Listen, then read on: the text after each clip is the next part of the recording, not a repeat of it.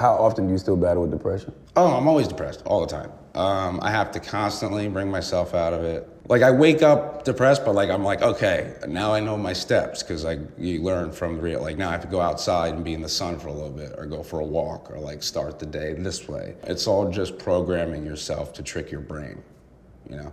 Were you ever suicidal? Yeah, all the time. But I can't, because I got a mom and a sister and like a family. So like, I've always been suicidal, but I've never had like the balls, you know? Which I'm very lucky. Like, for the first time, maybe like when I went away this time, I felt like I had maybe almost the balls, because it's starting to get like, you know, when you're not feeling good and you're going through all this stuff and there's like people at your house in Staten Island, it just like really drives you fucking crazy. But like, yeah, but like they're not as like constant as it used to be. Does your work not make you feel better? It's the only thing. I love it. I love writing. I love hanging with my friends. They're all really funny and cool, and stand up, and yeah, it's the ultimate distraction. Yeah. Ultimate distraction. How do you think we can like depopularize drug usage amongst the youth? Like for somebody dealing with the issues you may have, why do they always have to go and run and self-medicate? How can we stop that from happening?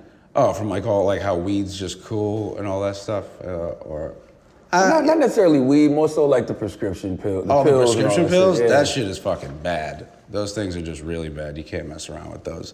I don't know, man. I know rappers have a heavy influence. I think like anybody with a voice just being like, hey, that shit is not cool. Mm-hmm. Like, I can't personally like say don't take them because I have anxiety. I take Klonopin on flights and shit, but like, don't abuse stuff, and like, it's just not, it's not fun. You should just smoke weed.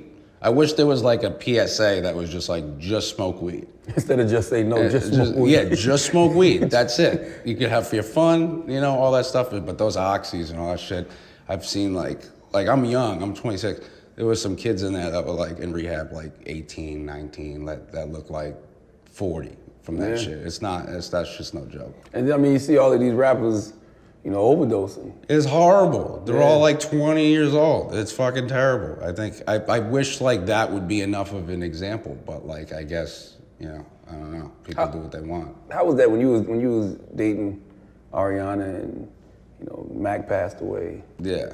And she was like openly grieving Yeah. Mac in a real way, like, oh, that's the love of my life, my soulmate. How did that affect you? I totally got it, because we were only together for a few months. She'd even tell you this. Like, I was like, listen, I was like, I get it, do whatever you gotta do, I'll be here. I literally said, like, I think I said I'll be here until, like, you don't want me to be here. Like, I pretty much knew it was around over after that. That was really horrible. And I can't imagine what that shit is like. Like, that shit is just terrible.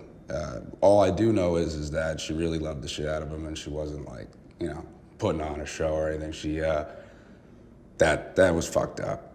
And I hope, you know, I'm prayers to his family and all of his friends still. It's still fucking everybody up. You know, when his music comes out and you see he makes great music, it's just awful.